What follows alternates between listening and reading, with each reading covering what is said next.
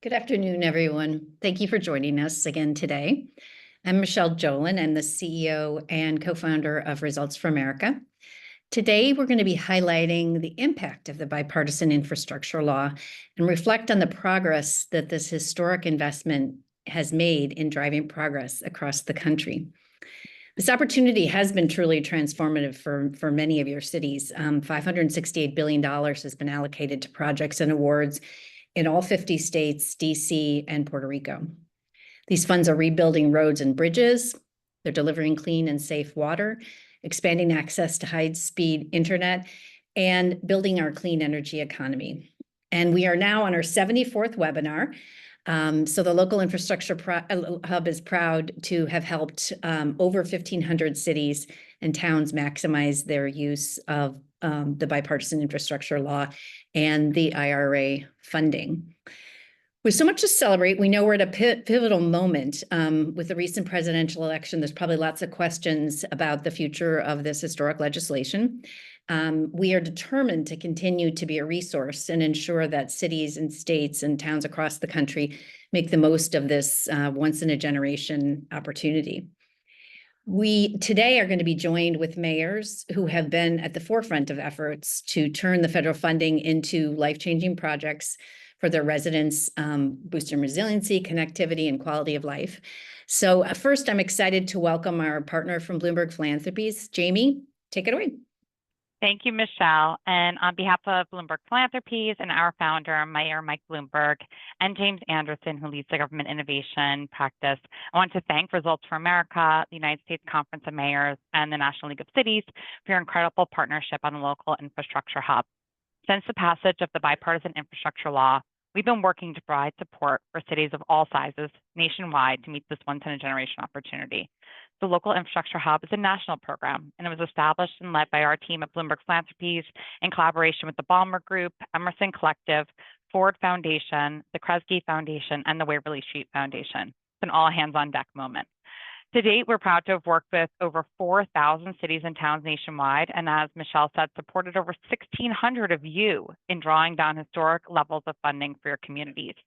We're excited for today's conversation, which is meant to amplify the impact of the infrastructure work happening in cities and to encourage all the cities on today's call to be more ambitious and steadfast in your efforts to access these dollars to put to work against your city's most daunting infrastructure challenges. We know the need is urgent, and the moment to act is now. I'm excited to introduce Mayor David Holt of Oklahoma City. Mayor Holt, who's now the Vice President of the United States Conference of Mayors, led the charge to make the long-promised infrastructure law a reality. His weekly calls and constant dialogue with the Biden administration and members of Congress brought us to this moment where we now have tens of thousands of projects breaking ground across this country in cities and rural communities. Mayor Holt, thanks for joining us.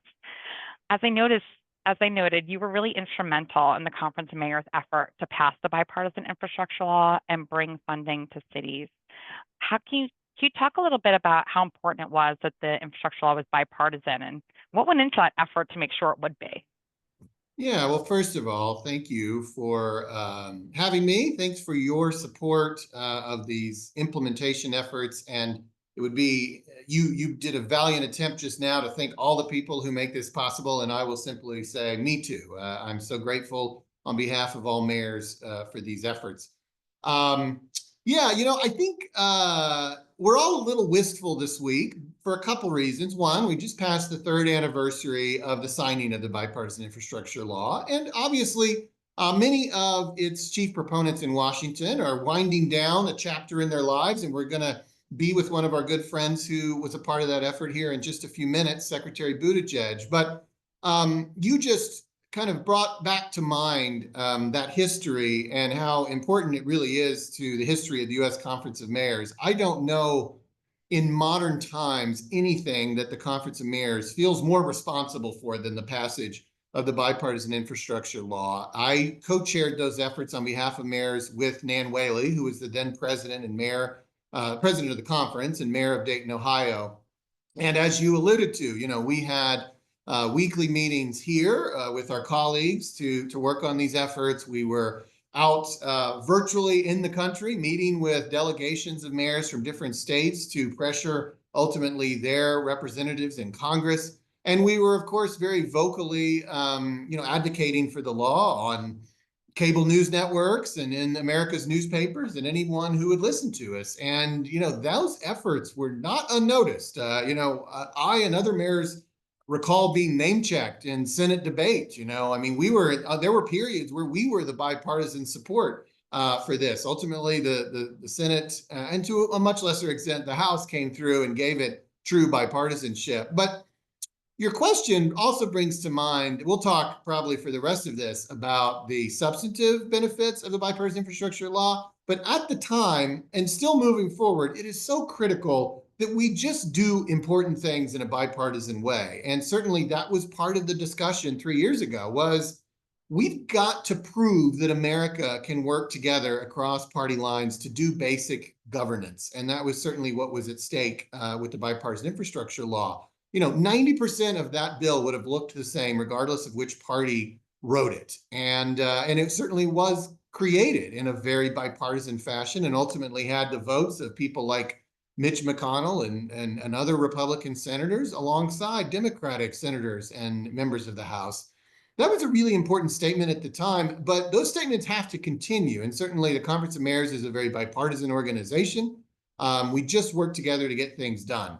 And we've got to see that kind of work ahead as we welcome a new Congress and a new administration in January. And certainly I will continue to hold up the bipartisan infrastructure law as one of the best modern examples of that kind of work. And we are very proud of our role in it. And we were very proud 3 years ago to be on the front row on the South Lawn of the White House because that was where mayors belonged for something that we contributed to so much. Great. Sorry, I was having a little trouble unmuting. As we're now in the portion of time where we're implementing the law, we think about the economic impact. And I think the first thing people think about is jobs, which is really, really important. What are sort of the other economic impacts, especially to your residents in Oklahoma City, as you think about those of, advancing our infrastructure? Yeah, I think the jobs you mean are the actual construction. That's the near-term benefit as you build things. But the long-term benefit is, think about it. Core infrastructure is usually about transportation, whether it's roads and bridges or whether it's public transit. It's about water. It's about drainage. Obviously, without these things, without the kind of infrastructure that we've built in the United States over the last 200 years, we don't succeed on the economic level that we have seen in this unique chapter in human history. So if goods can't move around, if people can't move around in a reliable fashion, all of which depends on basic core infrastructure, the kind of which is provided for in this bill, yeah, obviously the economy craters. So, it seems as if one of the mandates out of the election is to focus on the economy. Perhaps that's always the mandate out of every election. But if that's the case, then you can do no better than to make investments and a commitment to infrastructure. That is ultimately the core building block of a strong economy. Yeah, we think about those roads and the bridges and water, but we also think about broadband, which is a big piece of the infrastructure bill, and I can't imagine any economy these days surviving without high-speed internet access. Indeed. And because these are often projects that take a long time to bring to reality, it can get lost from the time that the press release goes out saying, congratulations, Oklahoma City, you're getting this money for this project, and residents seeing that impact. How do you think, and how do you suggest to others to keep that pipeline of communications about the project going and its impact? Mayors like very practical advice or very practical nudges, and that's part of the reason the Conference of Mayors exists, is we kind of provide that for each other. I'm going to give you and everyone listening a very practical tip. As these projects advance in the years ahead, and it will be the years ahead, the bipartisan infrastructure law is obviously always has been a long play. Remember to mention where it came from. And sometimes you may not even be sure. I've already had that experience a couple times on a big announcement of a grant. I've just gone back and made sure. I said, this is because of the bipartisan infrastructure law, right? Because it often isn't, it isn't often portrayed that way. It's usually as there's hundreds of grant programs that the bipartisan infrastructure law funded. So sometimes it gets announced as this is, part of the such and such grant program, and it doesn't necessarily mention how it was originally funded. So ask those questions. Somebody will know. Somebody in those departments will know. And I would say always mention that, even if it is 2030 and you're 2035, because I think that's true even in our own cities. When we oftentimes cut ribbons years and years and years after some tax vote or something else laid the groundwork, we sometimes forget to kind of rattle through that history. And I would encourage you in your social media, your press releases, your ribbon cuttings, be sure and mention where this came from. It came from the bipartisan infrastructure law. And I think that would be really important to do because, again, it just demonstrates how important and historic that act was. And it sets a good example for why we need to continue to pursue those things. That act made a difference. It will make a difference for years to come, and you need to be vocal about that.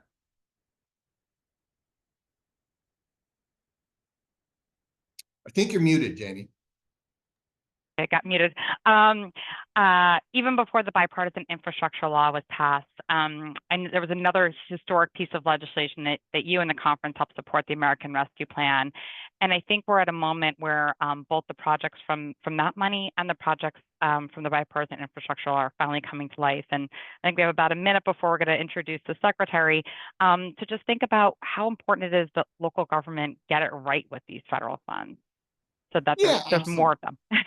Absolutely. And I have no doubt that we will. I mean, we are the government closest to the people. We're the most accountable.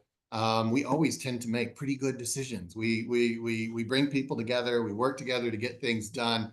It's never the case in my experience, and I've been around politics for a quarter century, that it's the local governments that get beat up for superfluous projects. It is that kind of stuff tends to happen in Washington. So it's all the better that both of those initiatives that you referenced put a lot of money directly in the control of city governments, because I have a high level of confidence we will never embarrass anybody. We're going to do the right thing, and we're going to put the money where it is most impactful. Thank you, Mayor Holt. As you said, it's been all hands on deck effort to get these funds to local communities where they can be used to make our bridges and roads and railroads safer, our water cleaner, our energy more resilient and sustainable, and our communities better connected to transit and job opportunities. No one has been a better partner to cities than former Mayor and now Secretary Buttigieg. Under the Secretary's leadership, cities participating in the local infrastructure hub have drawn down almost $3 billion of funding, and that's just from the U.S. Department of Transportation. His team has joined us over 34 times in the last 2.5 years on local infrastructure hub webinars to break down the funding programs and make sure cities are well prepared to access them. That's what I call partnership. Mayor Holt, would you do the honors of welcoming our next guest? I would, and it would most certainly be my honor. Secretary Buttigieg, or if referenced by his higher title, Mayor Buttigieg, has been a great friend to our conference for many, many years. And this chapter of his life is winding down. And so I think it's most appropriate that we spend this time with him today. I'll go ahead and say publicly, we're hoping that we get an opportunity to spend a little bit of time with him in January at our Washington meeting on his last week on the job. But in the meantime, we're so grateful to have this opportunity to hear some of his wisdom and thoughts gained over these last 4 years in this critical role, and certainly thank him as well for his role in passage and his even more kind of important role in the implementation of the bipartisan infrastructure law. And as you said, he and his team have really been shoulder to shoulder with us over these last 3 years, making sure that this money gets deployed quickly, professionally, and to city governments. So on behalf of all the mayors and city officials that are on this call, thank you, Secretary Buttigieg. Thank you so much for being our friend. And let's all hear it virtually, I guess, quietly, clap. Please welcome Secretary Pete Buttigieg.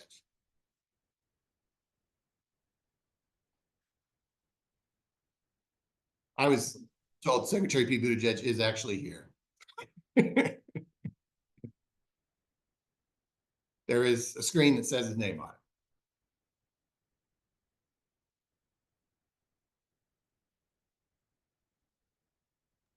Jamie, you want to talk about some other things? Yeah. Maybe while we're waiting, and Secretary, please feel free to interrupt us when your audio is connected. We'll just talk a little bit about something we have really exciting upcoming, which is we're going to be running a boot camp for all cities that have won federal awards to make sure you have the support you needed to implement them. We know that there's challenges from the day that announcement happens all the way through to your, bringing on vendors and doing the reporting and compliance. And so I'll share in the chat a link for everybody. If you've won a federal grant, I encourage you to sign up because there's lots of interesting requirements with these grants, and we want to make sure you get it just right. As Mayor Holt said, we know mayors will do that and spend the money well, and we want to make sure we support you throughout that.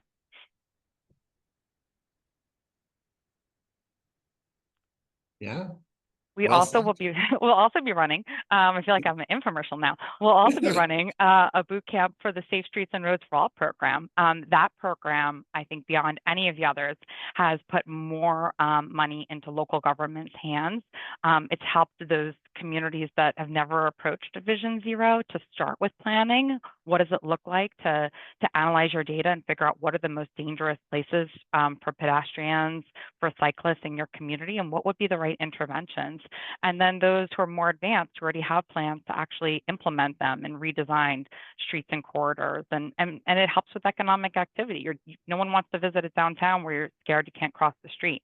And so we'll be running a boot camp on the Safe Streets and Roads for All program as well, supporting both cities who are applying for planning grants and those who are applying for demonstration or implementation grants.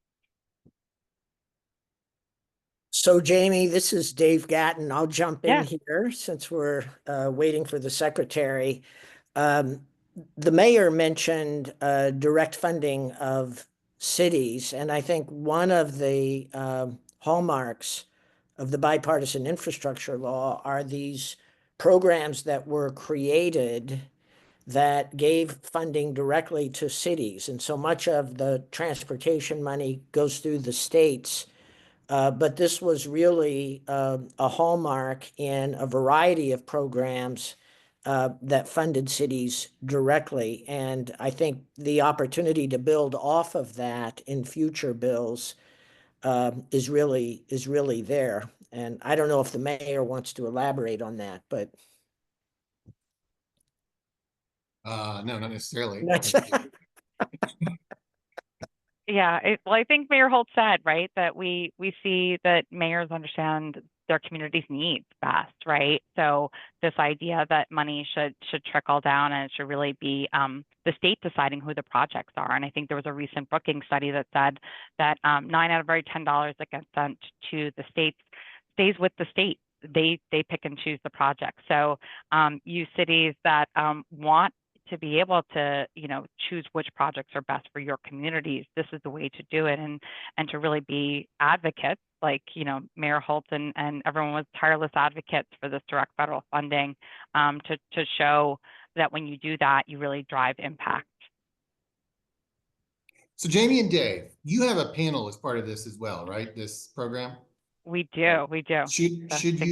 Should you start it and then maybe understand that maybe it needs to pause when Secretary Buttigieg arrives? Because I don't know if you have any clue of when he's going to be here, and obviously we don't want to vamp for another 20 minutes. People will just eventually hang up I'm right on us. here. There appear to be two of me, but oh, fantastic! The one that's on stage is a secretary. How are you doing? Thank you so much. We will turn the floor over to you. Yeah, well, first of all, I did this amazing 2-minute introduction, and people went crazy, and there was all this hype, and I just want you to know that happened. But I'll just again turn the floor over to you, and everyone, please welcome our friend Secretary Buttigieg. Well, thanks, David, and it's great to see you. And I want to thank all of the leaders who are here and partners, some of whom I first got to know in my own mayor days, like Jim Anderson, and I want to thank Michelle for her role in this event, all of the work of the local infrastructure hub and partners like Bloomberg, Conference of Mayors, Results for America, and the NLC that I always feel very at home with. And I think the number one thing I really want to say is that the role of the local will only be more important in the weeks and months and years to come. And that's true, in my view, that's true just broadly when it comes to leadership in this country. It is particularly true when it comes to infrastructure delivery and some of the things that we've had the pleasure of working on together. So I know that we're in the home stretch now with the Biden-Harris administration, but you should know that we are sprinting through the tape and determined to work with you and your teams to make the most of every day that we have, including issuing grants that are deserving, that qualify under the Infrastructure Investment and Jobs Act, taking the grants that we have announced and getting as many of them as we appropriately and responsibly can to being signed, and some of the regulatory work too that we have a little bit of unfinished business we want to make sure we take care of while this is still our responsibility. But I also think it's worth zooming out and just thinking back to what it was like when we got here, because when President Biden took office, we were still confronting the effects of transportation-related disruptions from COVID that were at a scale not seen before in peacetime, while we were also dealing with the slower motion, longer-term problem of the disinvestment that had left our roads and rail and bridges and so many other key pieces of infrastructure in a state of often declining repair or even disrepair. And so what we set out to do as an administration was to take actions that were commensurate with the scale and the intensity of the challenge. I also think it's important in this moment to remember that in that moment, there was a huge amount of skepticism that it was even possible to get that bill passed. We did it on a bipartisan basis, and we did it with a lot of support from many of the leaders who are on this call, who helped raise those bipartisan voices to say, hey, this needs to get done. And the result of that is that Infrastructure Week has gone from being a punchline in this town to being really giving way to an infrastructure decade that is unlike anything we've seen in my lifetime. We are at $570 billion in funding in and beyond the transportation realm through this legislation, 66,000 projects. And one thing I often point out is that what those 66,000 projects have in common is none of them were conceived or invented here at the USDOT headquarters. They emerged from communities. And what the federal government did was put the funding into it, often by working directly to put funding in the hands of mayors and city and county councils and other local leaders and state leaders, transit agencies, airports. And I think now it's going to be important in the coming years to vindicate that model, to make clear that in addition to engaging states, we should continue to be engaging cities and other local actors, and we're getting real results by doing that. The range of what we're doing is incredible, from things like the Hudson River Tunnel, which is one of the biggest and most complex public works projects in America in the post-war era, to things that really were not grabbing headlines or wouldn't have until we understood as a country just how important supply chains were, something that people in this building have been thinking about all along, but everybody learned, I think at a popular level, kind of learned the hard way, was critically important, like the work that we're alleviating with the on-dock rail line at the Port of Long Beach of making sure that more containers could get onto a train without having to wait their turn for a truck. In Madison, we're working on the bus rapid transit route that's now officially on service. In Grand Forks, North Dakota, we were able to deal with a railroad crossing that had been a community headache for about 30 or 40 years. So I love the range from these multi-billion-dollar decade or 2-decade-long projects to things that are really backyard projects that aren't always going to make a splash in national media, but that local leaders have known for years are very much needed. And we are committed to this idea that the ideas aren't going to all come from Washington, but more the funding should. And that's what we're doing. And I really want to take a moment to recognize everyone here who is making good on that principle, as local leaders, as mayors, as members of this local infrastructure hub network, everyone who is involved in delivering these projects or in helping communities identify the project opportunities and guide them through the application process. I've done everything that I can as a mayor who was once knocking on the door of this building to try to make it more user-friendly for communities. But We know there's a lot more that needs to be done to make it simpler and more straightforward to navigate these processes. And the truth is, part of that is making the processes themselves simpler, but part of that is creating a community of practice like you're doing right here to help one another navigate the processes that for many reasons, some of them encoded in statute, have a lot of steps to them. But I want to thank all of you for the work that you've done to make the last 3 years some of the most consequential in the history of American infrastructure. And thank you in advance for the work that is ahead, because again, we are continuing to announce grants, and we will be continuing to get projects signed and sealed every day that we are still here. And then we'll want to make sure that you're set up for success in what is often a multi-year process of delivery to keep those projects on time, on task, and on budget. We know that our infrastructure is better than we found it, and we know that the impact of the infrastructure legislation is going to transcend this administration. But most of all, we know that it will be in the hands of local leaders to deliver and make these things happen. And this department should continue to support you in that, regardless of who's in what seat. And I want you to know that whatever seat I wind up in, or whatever I find myself doing in the future, you can count me as an ally in your efforts to make sure that we really deliver on the benefits of this infrastructure decade. Because I'm thinking about it now in terms of our 3-year-old twins, our son and our daughter, who are already infrastructure nerds based on how many times I get asked about trains and airplanes. Our daughter wants to know about every control tower we see. Our son never met a piece of heavy equipment that he didn't like. By the time they're old enough to really ask us what we were doing in the sensitive and important years of the 2020s, we'll be able to point to the work that is happening later in this decade and on into the next one as a result of what we were doing this moment. And we've got to use this moment well. So on behalf of the entire administration, thank you for what you're doing. And thanks, of course, for the chance to pop in and say hello today. Thank you so much.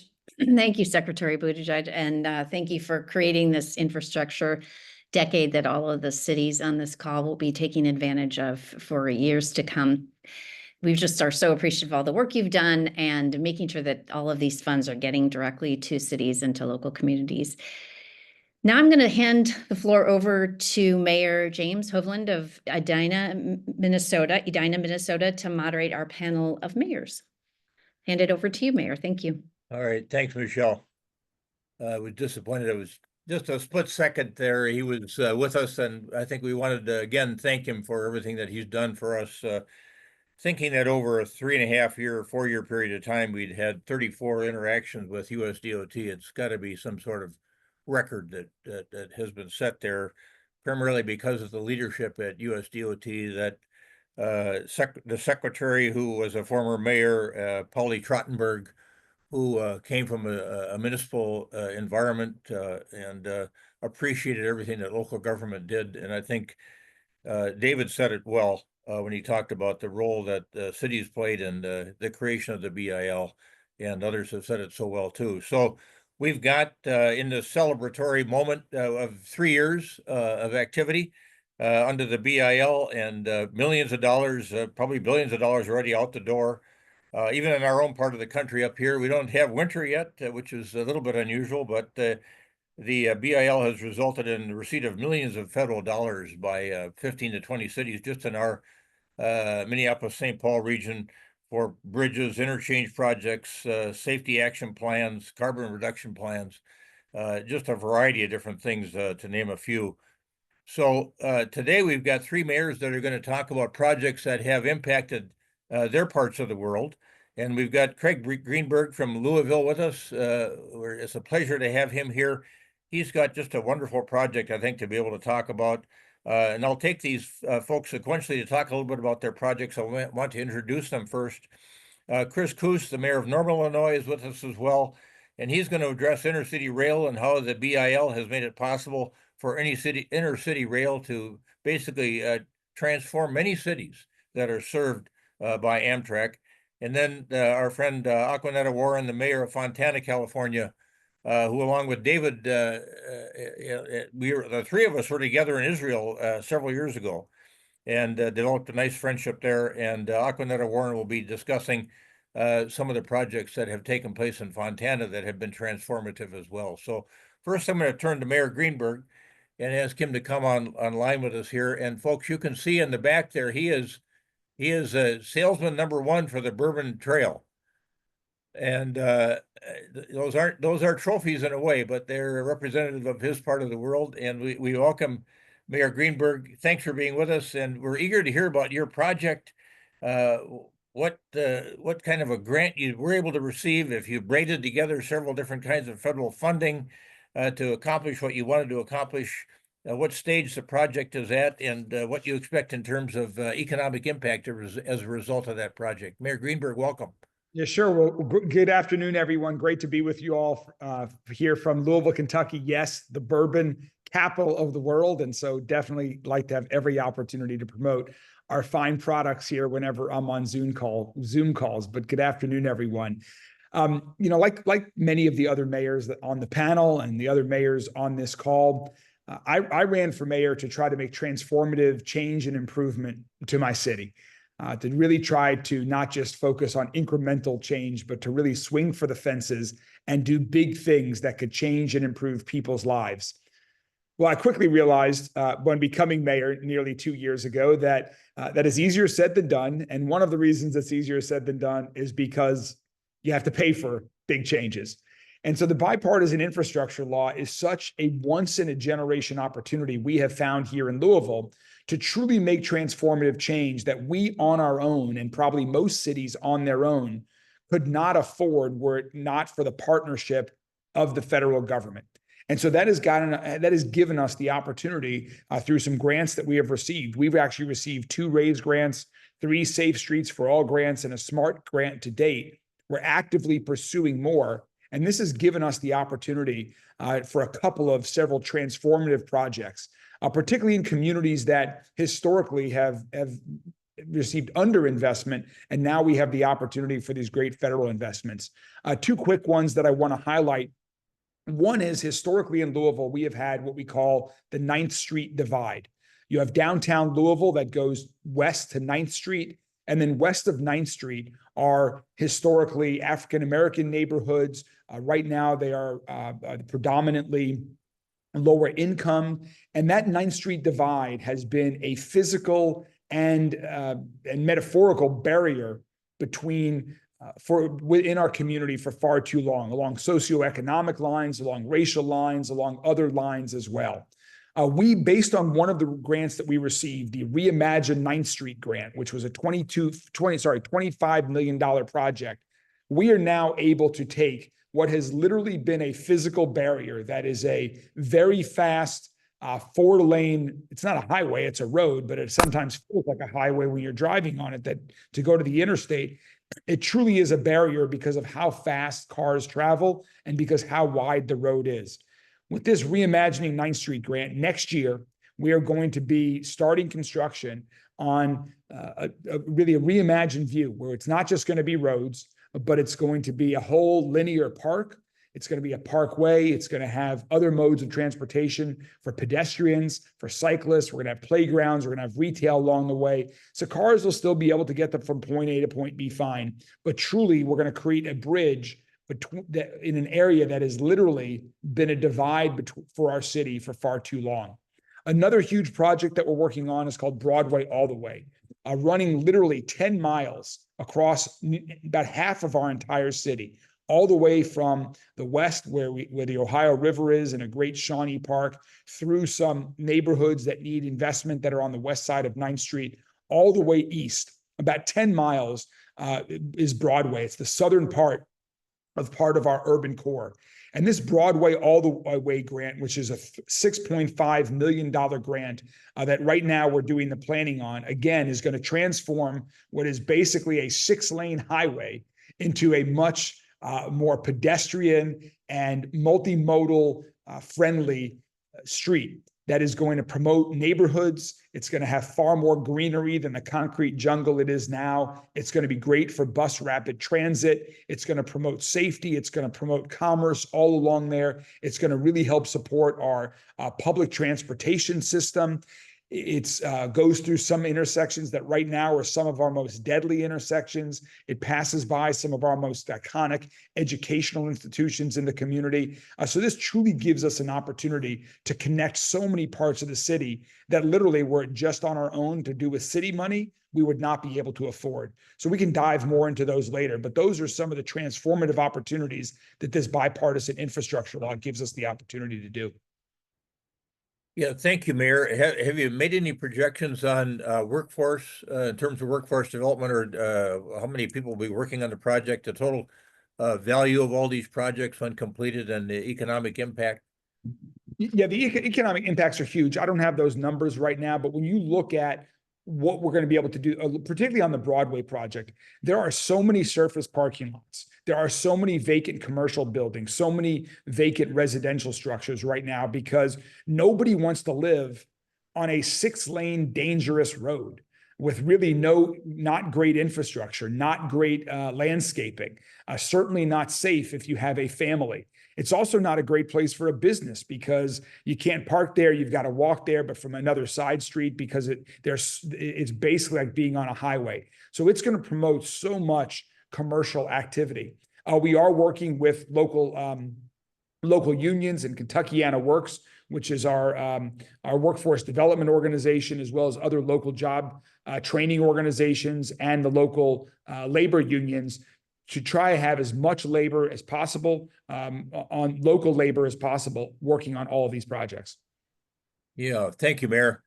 Stand by, because I think we'll have time for some questions from the audience as we get a little bit closer to the 2:00 mark. But I want to turn now to Mayor Chris Koos, and I think if Mayor Koos, Mayor Greenberg had known that you were going to have that wall of bourbon back there, he would have put up a wall of wine. Because he's a great wine aficionado, so he would have liked to have had a shot at that, I think. But maybe next time.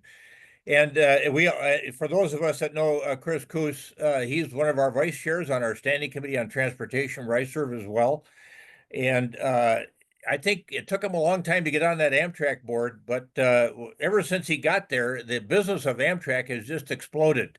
I don't know if there's a corresponding correlation between the BIL and you getting on the Amtrak board, but you've certainly got some good things to talk about in terms of connectivity on intercity rail, and the transformation of cities, and indeed ridership on Amtrak over the past couple of years. Mayor Koos, you're on mute. You're on mute.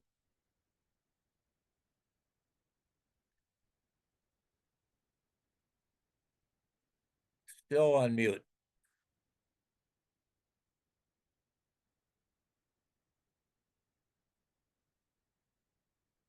You figured, there you go. You had it. You had it for a split second there. There you go. Congratulations on your reelection. Oh, thank you. You might want to turn your volume up just a touch too. Let's see how we do that. There you go. Just move a little closer. There you go. All right.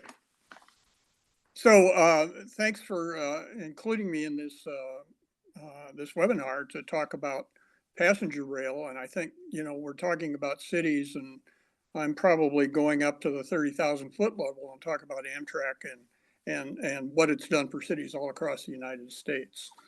As a vice chair for the U.S. Conference of Mayors Passenger Rail Committee, a mayor of Amtrak served community for over 20 years, and a member of the Amtrak Board of Directors, I'm pleased to update you on what's happening in Amtrak these days. The IIJA didn't just deliver for specific projects, but it invested in critical infrastructure funds in passenger rail. And these will impact cities across the country currently served by Amtrak, some 500 cities, and those hoping for service in the future. On a personal level, when I first took office, our Bloomington Normal station saw fewer than 75,000 riders a year. And today we have the second busiest Amtrak station in Illinois with 180,000 annual passengers. We've accomplished a lot through our partnership with Amtrak, FRA, IDOT, and freight partners. We've increased speeds from Chicago to St. Louis to 110 miles an hour, and that cuts down our travel time to under 5 hours. And that's very competitive with driving. And the bonus of that is you don't have to drive. We also rebuilt our Uptown station in 2012 as an anchor for downtown Normal. Uptown station serves Amtrak, transit, intercity, and local bus riders, and is the home of our city hall as well. So IIJA funds are essential to future success of passenger rail in my community and across the nation. It's important that we as mayors understand the value of these investments so that key projects will continue into the next administration and beyond. So let's take a look at what's new in Amtrak in 2024. We've accomplished quite a bit this fiscal year. This year, we broke our previous fiscal year 2019 ridership record of 32 million customer trips. We've also achieved record revenue and capital spend, 4.5 billion spent on new fleet, stations, and infrastructure. And the ways we accomplish this are varied. We worked with our state partners to expand service, including the new Borealis service between St. Paul, Minneapolis, Milwaukee, Chicago. And it's packed almost every single day. Since May 21st, when it started, we have 100,000 customers that have used that route. And we're using today's equipment more efficiently to deliver more service. On the Northeast Corridor, we've introduced 50-50 seating that allows trains to turn around even faster, and adding 4 more Northeast regional trips a day. That's an extra 1 million riders a year. We're carrying more customers in 2024 with less equipment in service than we did in 2019. And thanks to IIJA funding, over 50 billion in infrastructure, facilities, and fleet investments are happening right now all over the nation. This is a huge investment in the US rail industry and the American supply chain. Amtrak has 700 projects over $200 million each advancing. We're making Amtrak responsible for station ADA compliant. To date, we have invested $900 million since 2011, completed 125 stations, and are planning to invest about $245 million in fiscal year 25 to get us up to 100% compliant by 2029. Construction is advancing on truly massive projects, tunnel, bridge, and station projects that impact the entire American rail system, not just the Northeast Corridor. We've also introduced new equipment that will transform the travel experience. We're looking forward to the new Acela train sets entering service in 2025. They will be faster, more efficient, and add 25% more seats to our Acela service. New Amtrak Arrows for the Northeast regional and state-supported routes are being manufactured as we sit here today. The first new train set is expected to enter service in the Cascades, Oregon, Washington in 2026, with more equipment being introduced in the Northeast Corridor and with some other state partners, services starting in 2027. We're continuing to advance our procurement of a new bi-level long distance equipment. Bids from vendors are due this in December.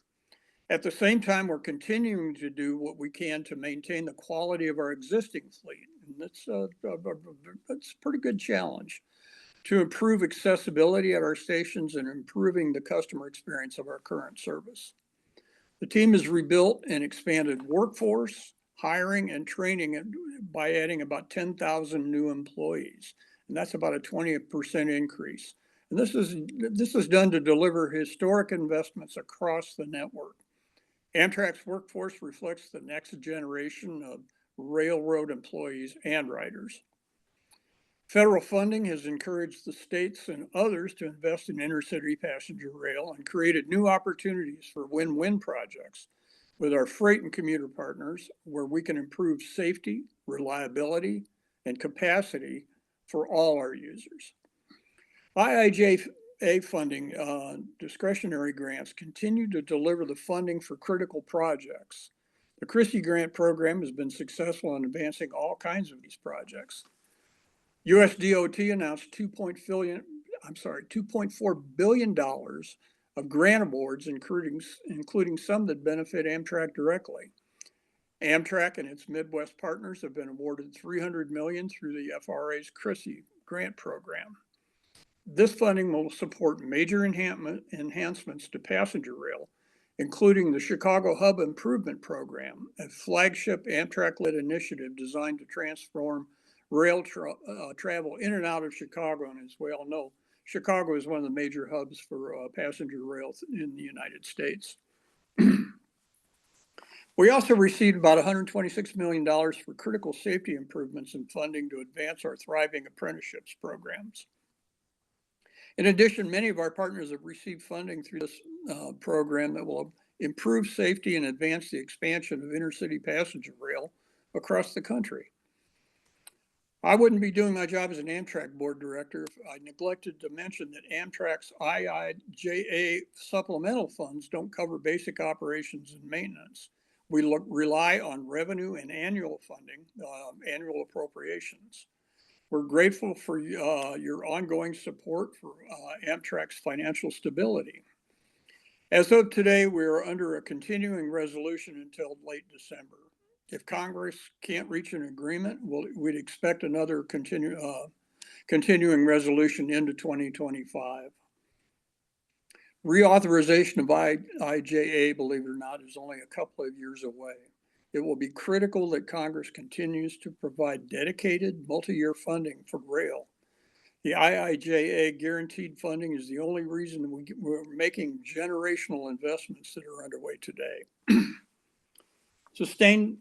Sustained funding will allow intercity passenger rail service to at last fulfill its potential to alleviate congestion on other modes, enhance mobility, and spur economic growth throughout the nation. As population grows in communities like yours across the country, we believe passenger rail can and must play a bigger role. We have a lot in motion and a lot to do, and I look forward to working with all of you to improve and advance America's passenger rail work. And hope to see many of you at the conference in January. So, yeah, Jim, thanks, Mayor Coos. thank you. Yes, thank you for that update. I'm going to jump right to Mayor Warren and welcome her. You are looking at the face of optimism there on the screen. There isn't anything I don't think that Aquanetta thinks is impossible. She's always the master of the possible and determined as well, I'd say. Just a tremendous person to have involved in the U.S. Conference of Mayors and in leading her community. And she's had some really wonderful projects transform her town from a safety standpoint and a mobility standpoint. So Mayor Warren, I'll turn to you now for some comments, and maybe we'll have time for some questions. If not, we'll hold them till another time. And I think we've got somebody from Accelerator for America that wants to speak too, as Michelle winds us down here. So Mayor Warren, go ahead. Thank you so much. And I appreciate those comments from all of my colleagues, and you are my colleagues. Those days when we were trying to get this infrastructure bill, there was no party lines. Everyone just wanted to make their community safe. I had the opportunity to speak at the White House lawn representing mayors and governors from all of the United States, and I cannot tell you, the feeling was real, and it still is. The $15 million that was awarded to Fontana from the U.S. Department of Transportation for the Building a Better Connected Inland Empire Transportation Project, and it is thriving. It's better known as the RAISE grant. This grant was aimed at modernizing our services, our corridors, and the people that live here. And we are just breaking ground very soon. We are excited. We have our agreements in place, but this particular grant has opened up an opportunity for one particular corridor where students try to maneuver between walking to school, bicycling, and driving, as well as public safety when there's an issue trying to get there. And that has always been a bigger issue. Because there's no sidewalks, the street is not completely structured. When it is raining, all of the dirt and all the problems come into the middle of the street, and now you have people maneuvering, trying to walk through all of this. This is coming to an end based on this grant. We are starting to see multiple investments in that area to the point where the owner of the majority of the property is looking at building a major medical corridor campus right there. As a result of that, there will be not only millions, but billions invested, not only in making that corridor safe, but in a medical facility we never could have dreamed of, but is desperately needed. We also saw the shortages that occurred during COVID, and now that's going to be addressed.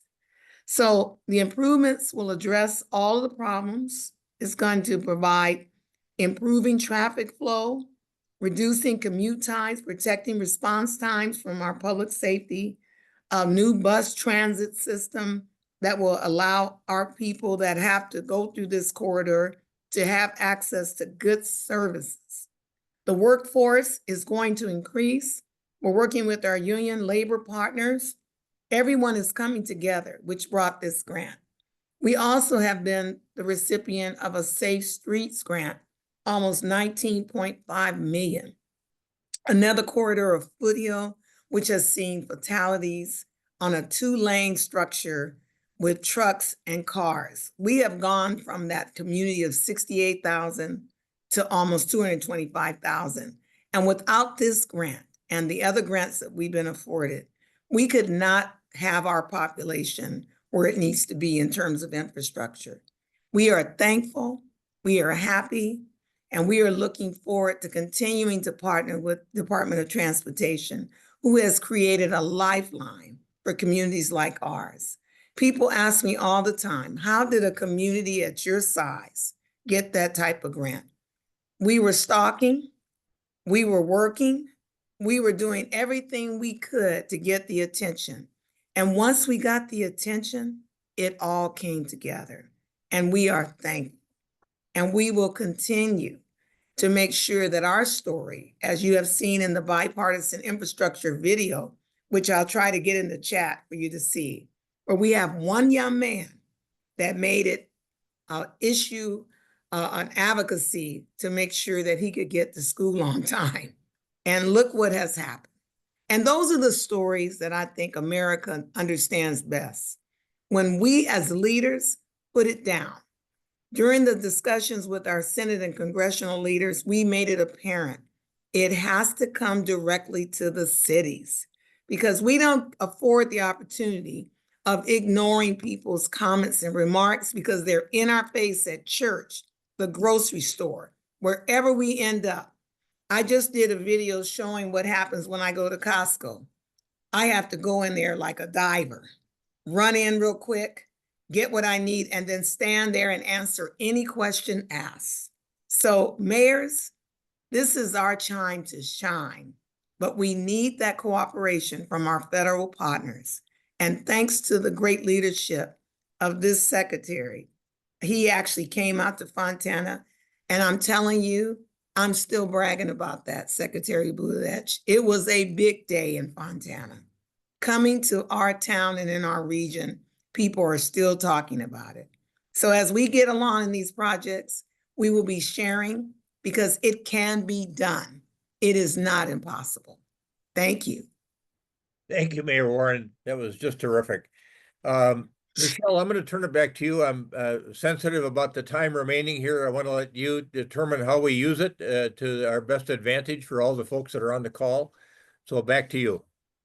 Thank you. Thank you so much, mayors and Mayor Warren. That was a particularly great story to hear about, the residents who are able to get to school on time as a result of this law. That's exactly the kind of stories we need to hear more of. So I'm going to turn it over to my colleague at the Accelerator for America. But first, I want to put up the Zoom poll so we can make sure we get your input on how we're doing and what else we need to be doing to serve your needs and to support you cities. But in the meantime, I'm going to turn it over to Ross at Accelerator for America to talk about a new funding Pathfinder tool. Thank you very much, Michelle. It is fantastic to be with all of you this afternoon. As a proud graduate of Normal Community High School, Mayor Coos, it's particularly wonderful to be on the same webinar with you. I am here to talk about the Funding Pathfinder tool. This is a brand new tool that was just launched last week at City Summit. So for those of you who were there, maybe you had a chance to play with it. But we and our partners at the NOAC Metro Finance Lab have been really honored to be part of the LIH for the last year, highlighting particular local infrastructure projects that have received BIL funding or are eligible for BIL funding. And we just celebrated the 3rd anniversary of the bipartisan infrastructure law. Hopefully you all are very familiar with that. So I don't need to tell you all, you just heard from the mayors how transformative this funding has been. But as we enter into our 4th year, obviously a lot of those funds have been allocated, have been obligated, which means for you all, the practitioners, the stakeholders, the grant writers, there is going to be a smaller pool of programs with a smaller pool of funds and potentially objectively more applicants trying to go after those funds.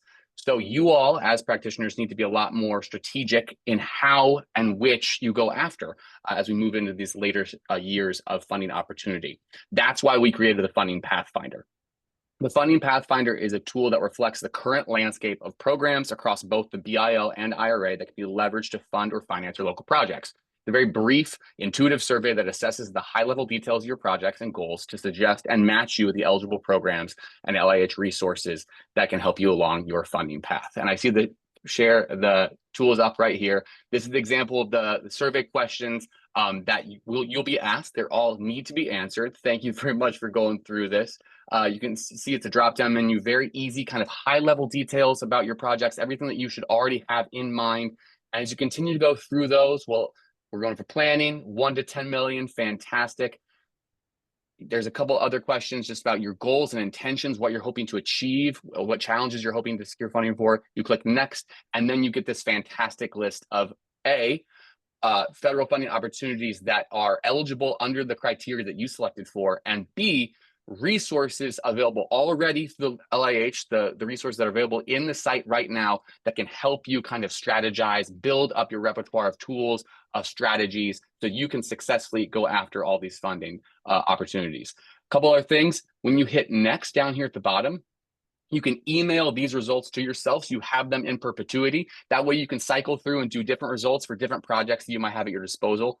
And if you have any questions about the tool, about particular programs, about particular resources, you can get in touch with the LIH staff directly. They can reach out to us at Accelerator or the NOAC Lab if there are specificities about the tool that you have questions about. And this is living. So as new allocations become available or as programs drop off, we'll be consistently updated this so it reflects the current landscape of available tools and resources. So with that, back to you, Michelle. Thank you all for the opportunity. Ross, thank you so much for that overview and demonstration. So just to wrap us all up, I wanted to remind you of 2 upcoming sessions. One is tomorrow, November 20th at 2:30. We'll be hosting a tech and innovation session live from the Cornell Tech Urban Tech Summit that will be exploring emerging AI innovations for transportation and housing and how cities can establish effective AI governance.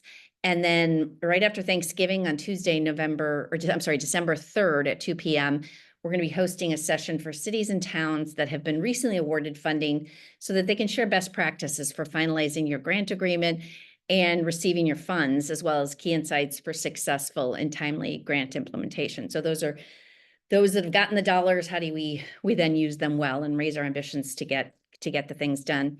So we hope you'll join us for both of those. The links to the hub events are in the calendar. It's in the chat, and we want to thank you all for being here today and celebrating this 3rd anniversary and all of the great bipartisan work that has been done to drive the success of the bipartisan infrastructure law. Thanks so much. See you next time. Yeah, thanks, Michelle.